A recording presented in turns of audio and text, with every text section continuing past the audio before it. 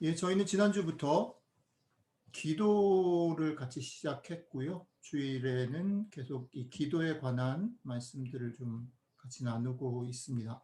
오늘은 두 번째 시간인데요. 지난주에 저희가 예수님의 겟세마네에서의 마지막 기도를 좀 생각을 해봤는데, 오늘은 그럼 예수님의 삶 가운데 기도에 대한 다른 것들이 뭐가 있을까 생각을 하다가, 예수님께서 어쨌든 복음서 가운데서 기도를 하러 따로 가셨다라는 그런 장면들을 몇 군데 지금 은경자매님 봉독해 드린 말씀들을 이렇게 뽑아 본 거예요. 그래서 그 몇 구절을 좀 정리를 해서 예수님이 기도하셨던 모습들은 우리에게 어떤 또 힌트를 주는가, 기도에 대한 어떤 인사이트를 주는가 같이 좀 생각해 보려고 합니다.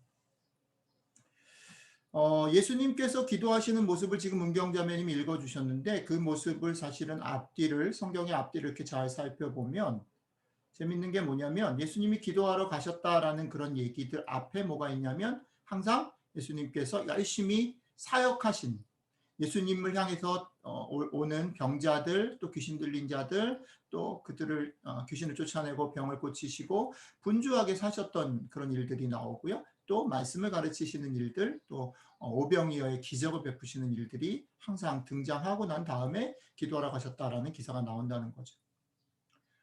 교회 안에서 이런 본문들을 읽을 때 우리가 기도라는 것에 초점을 두고 읽는다라고 말하면, 이걸 어떻게 우리가 해석해 왔는가, 우리가 이것을 어떻게 설교하고 묵상해 왔는가 이렇게 생각해 볼 때에 이렇게 좀 읽었던 것 같아요. 예수님이 이 땅에서 되게 많이 분주하게 열심히 바쁘셨음에도 불구하고 기도를 소홀히 하지 않으셨다. 예수님이 사역에 열심을 다하셨음에도 불구하고 그 시간 가운데서도 시간을 떼내서 기도를 소홀히 하지 않으셨다. 그러니까 기도를 소홀히 하면 안 된다. 이런 말씀으로 우리가 해석하고 읽었다. 그렇죠? 저도 그렇게 설교를 했던 것 같습니다. 근데 오늘은 이걸 조금 다 이렇게 여태까지 우리가 받아들이고 묵상하고 나누었던 얘기들을 뒤집어서 한번 생각을 해보자라는 거예요. 그 뒤집어 생각을 해보면 뭐냐면, 예수님, 하나님에게 열심히 기도하고 영적인 그런 깊이나 무게를 가지고 있었던, 그것을 중요하게 우선순위를 두셨던 예수님에게도 뭐가 있었다는 거죠? 일상이 있었다는 거죠.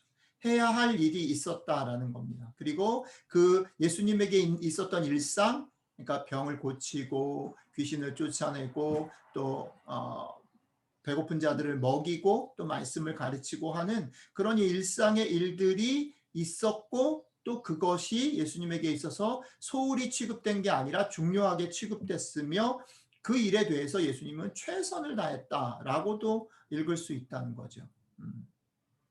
바빴지만 그럼에도 불구하고 기도했다라고 읽을 수도 있고, 기도가 예수님에게 소중했지만 그건 못지않게 그가 감당해야 될 사역과 일상도 소중했고 예수님은 거기서도 최선을 다했다라고 읽을 수도 있다는 거죠.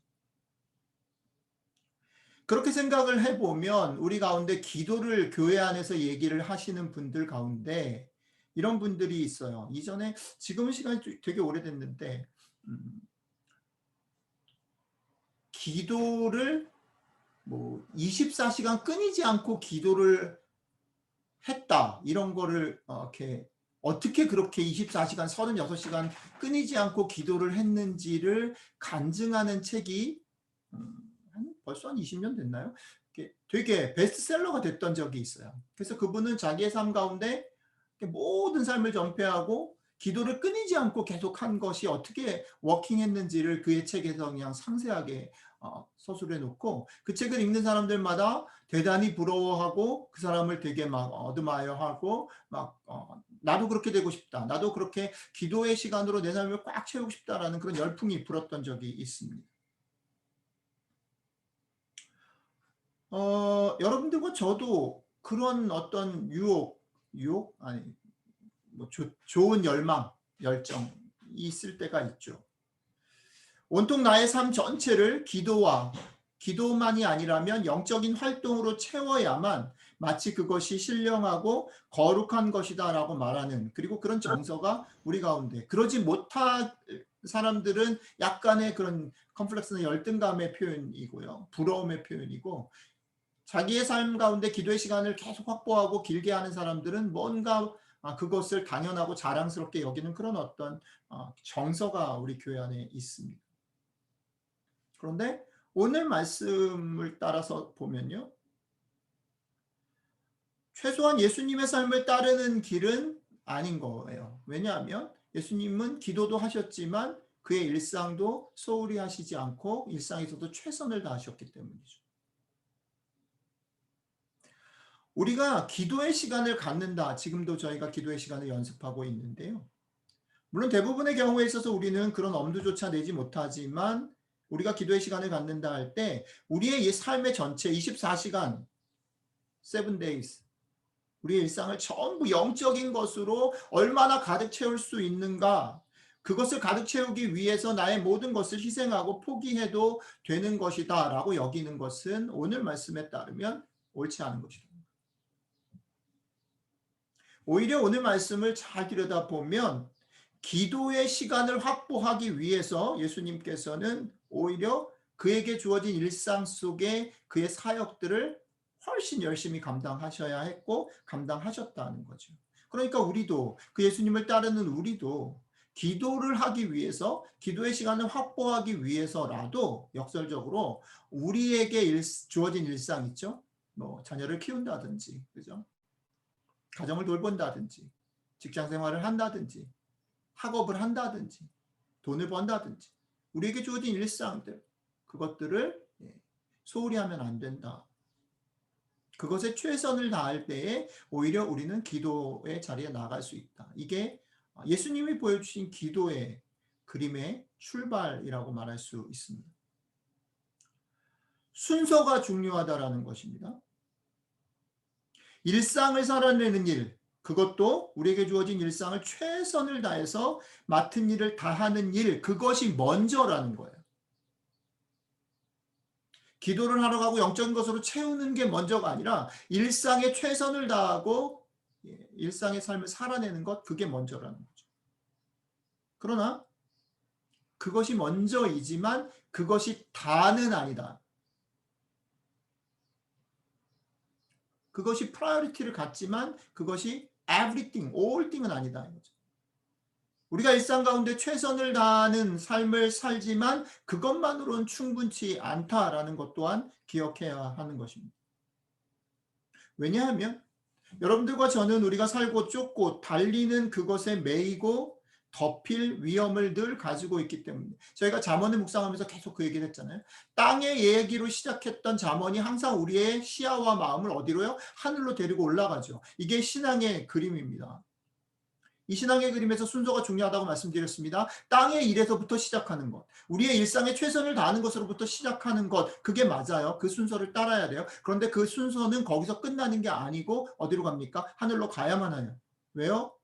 우리가 땅의 일에 최선을 다해서 그 결과들을 누리잖아요. 인과관계의 법칙이 적용되어지는 우리의 일상 속에서, 그 인과관계 속에서 최선을 다하면 그 인과관계의 결과로 우리에게 결과들이 주어져요. 열심히 공부한 사람은 좋은 학교를 갈 수 있고, 열심히 돈을 번 사람들은 돈을 얻어요. 열심히 자녀들에게 관심과 사랑을 가지고 심지어는 싸우면서까지 자녀들에게 투자를 한 사람들, 케어를 한 사람들의 자녀들은 잘 될 퍼스빌리티가 높죠. 그게 인과관계예요. 그런데 문제는 뭐냐면 그렇게 애를 써서 수고해서 키운 자녀가 나의 우상이 돼버린다는 거죠. 내가 그렇게 해서 번 돈이 나의 우상이 돼버리는 거죠. 그렇게 해서 얻은 성과들이 나의 자랑이 되고 그것이 내 삶의 가장 핵심적인 것인 양 착각하고 그것을 쥐고 그것을 놓지 않으려고 살게 되는 유혹 속에 우리가 있다는 것입니다. 그렇기 때문에 그게 다가 아니라는 생각들을 가지고 바쁜 시간 속에 시간을 띄어내는, 제가 두 번째 오늘 설교 제목으로 거리를 얘기했는데, 거리를 두는 일이 필요하다는 것이죠. 예수님 그걸 하신 거예요. 예수님도 일상에서 출발하셨습니다. 먹이시고 가르치시고 귀신을 쫓아내시고 기적을 베푸시고 병을 고치시는 일들을 최선을 다하셨습니다. 그러나 그것들이 그를 삼키지 않게 하기 위해서 그는 거리를 두고 시간을 확보하셨다라는 거죠. 그것을 정확하게 아셨기 때문에 주님은 가장 바쁜 시간, 가장 중요한 시간, 가장 주목받는 시간, 이것도 참 재밌어요. 예수님께서 사역을 활발히 하자 사람들의 그 소문을 듣고 구름대같이 몰려왔고 오병이어 기적을 일으키자 사람들 중에 그를 왕으로 세우려고 하는 그런 시도들이 있었다라고 성경은 말합니다. 인과 법칙이 작동되어지는 세상 속에서 우리가 열심을 다해서 그 결과가 드러나면 사람들은 우리를 주목합니다. 그렇죠? 자, 여러분들이 주목을 받는 그 시간에, 여러분들이 열심히 살아서 그 결과에 기쁨을 누리는 그 시간에 예수님은 역설적으로 그것과 거리를 두셨다는 겁니다. 왜? 그게 자기를 삼킬 수 있는 위험이 있다는 걸 아셨기 때문에. 그걸 아셨고 그래서 그분은 그 거리를 두시는 일을 항상 그의 사역의 피크의 자리와 딱 맞춰서 기도하셨다라고 성경이 우리에게 얘기하고 있는 것입니다. 이런 각도로 다시 한번 주님께서 기도의 시간을 가진 장면의 앞뒤를 살펴보십시오. 나병 환자를 고치신 후에 나병 환자에게 자기를 드러내지 말라고 조심시켰음에도 불구하고 소문이 나버렸죠. 그래서 많은 무리들이 아픈 사람들이, 배고픈 사람들이, 말씀을 듣고 싶은 사람들이, 귀신 들린 사람들이 예수님에게 몰려왔다라고 성경은 말합니다. 오병이어로 5천 명을 먹이셨을 때에는 아까도 말씀드렸지만 우리 주님을 왕으로 삼지 않은 분위기가 그들 가운데 팽배해졌다라고 성경은 말합니다. 그래서 예수님은 제자들을 먼저 보내시고 자기는 기도하러 산으로 가셨다라고 성경은 우리에게 이어 말합니다. 또한 귀신을 쫓아내고 병을 고치시는 주님에게로 사람들이 밀려온 그 다음 날 이른 새벽에 주님은 한적한 곳으로 가셔서 기도하셨다라고 또한 성경은 말합니다. 우리 주님께서는 거룩하고 영적인 활동, 기도를 하기 위해서 그것을 핑계로 자신이 마땅히 해야 할 공적인 일들을 절대 소홀히 하지 않으셨습니다. 하지만 그렇게 자신의 사역이 열매를 맺고 사역이 절정에 이르고 많은 사람이 주목하고 기대한 것 이상의 결과를 빚게 되어졌을 때 바로 그 순간에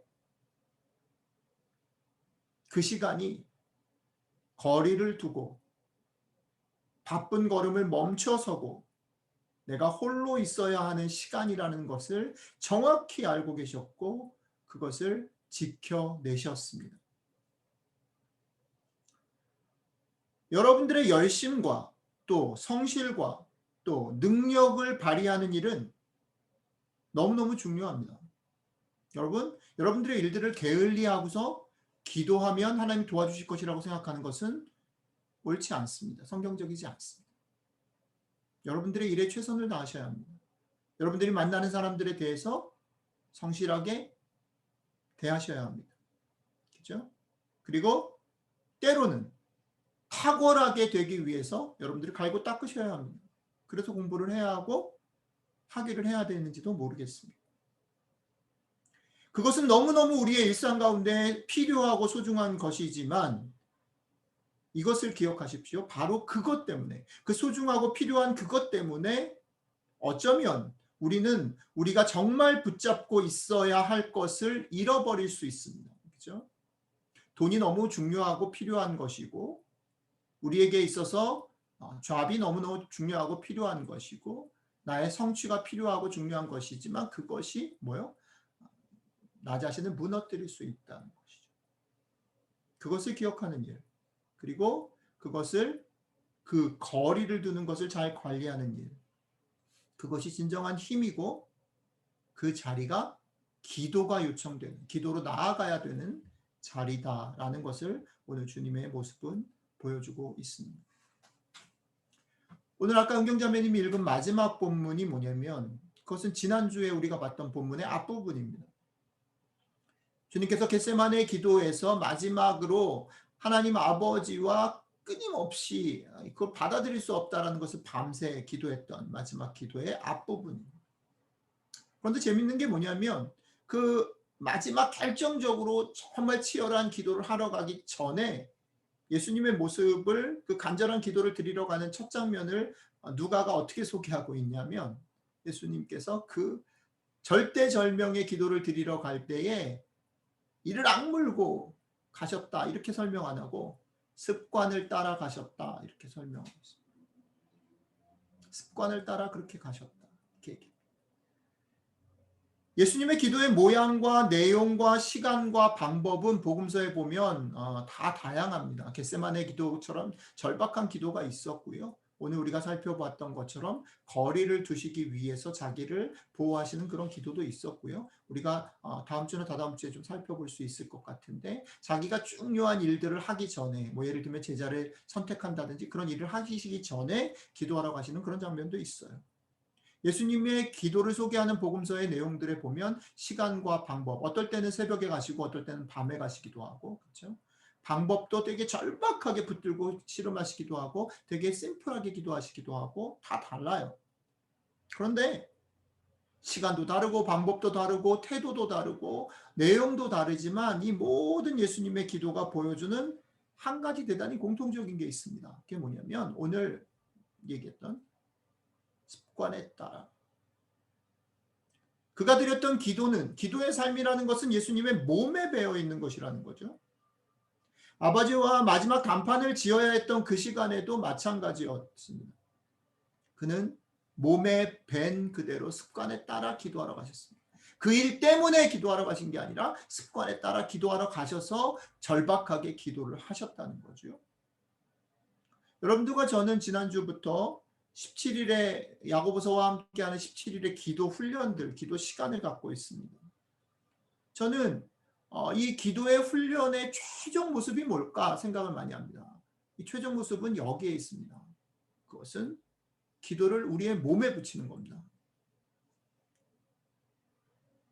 기도가 몸에 붙는다. 기도를 몸에 배게 한다라는 건 뭐냐면 어떤 사람이 그 기도하러 나아가는 것, 기도하는 것이 그 사람에게 특별하지 않고 자연스럽다라는 것을 말합니다. 거기까지 이르러야 한다는 거죠. 자연스러운 기도는 그의 일상을 다시 그 자신의 충성하고 자연스러움으로 물들입니다. 충성스럽고 자연스러움으로 물들입니다. 그리고 자연스러운 기도는 그 자신이 수고하고 애쓴 그 결과들로 말미암아 얻는 축복과 또 그것 때문에 주목을 받는 순간, 기대 이상의 결과가 일어난 순간에 어떻게 해요? 한 발 물러서서 거리를 둘 수 있는 참된 넉넉함을 줍니다. 우리 주님께서는 이것을 하셨다는 거죠.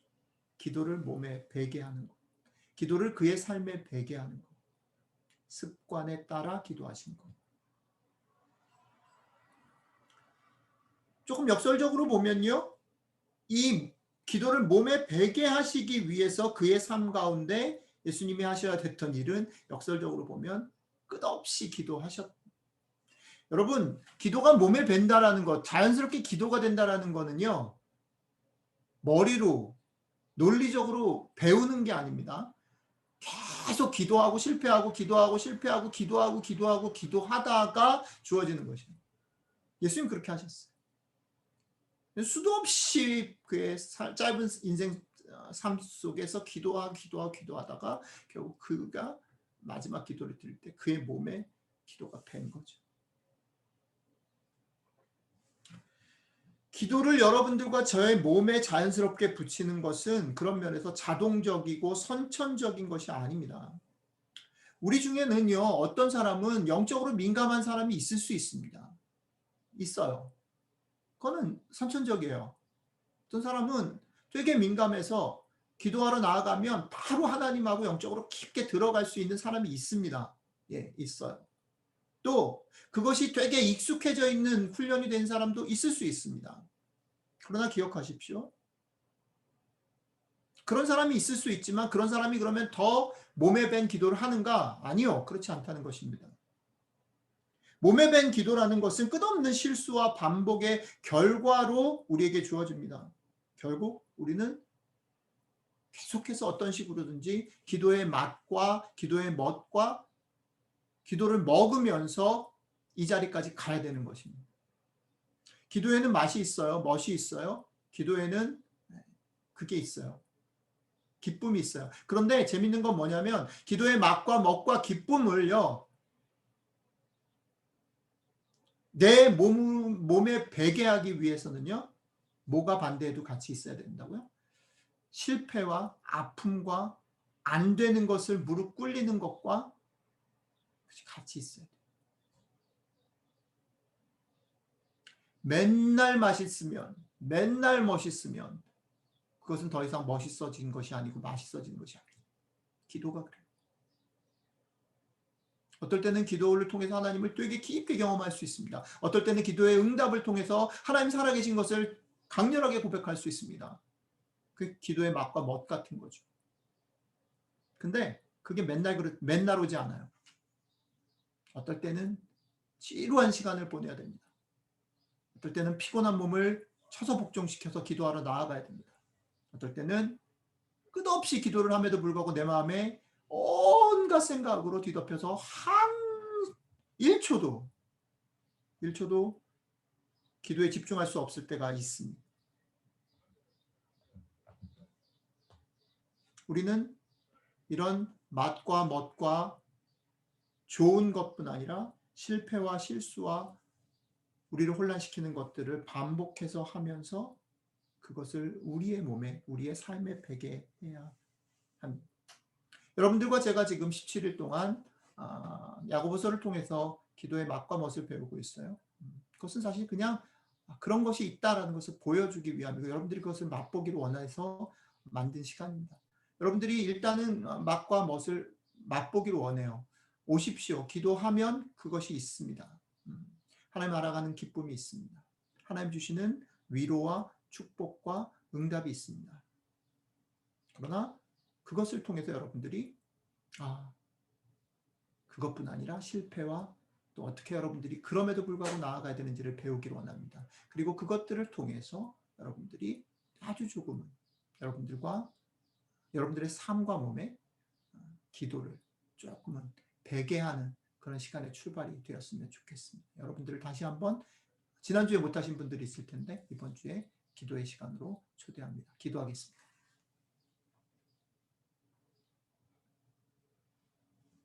예, 주님께서는 하나님과 소통하시고 하나님과 교제하시는 것을 가장 사랑하고 중요하게 여기셨음에도 불구하고 주님께서 이 땅 가운데서 하시는 일을 소홀히 하지 않으셨습니다. 최선을 다하신 주님을 바라봅니다.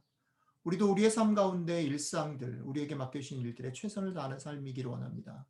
그러나 주님이 그러셨던 것처럼 최선을 다한 것의 결과들이 드러났을 때, 주님이 주목받으셨을 때, 사역이 절정에 이르렀을 때 멈춰 서야 하는 그 지혜를 가지고 계셨습니다. 그리고 그것을 실천하셨습니다. 주님, 우리가 우리의 삶에 최선을 다하되 그 최선의 결과들이 우리를 삼키지 않도록 거리를 두고 하나님 앞에 나아가는 시간을 갖기를 원합니다.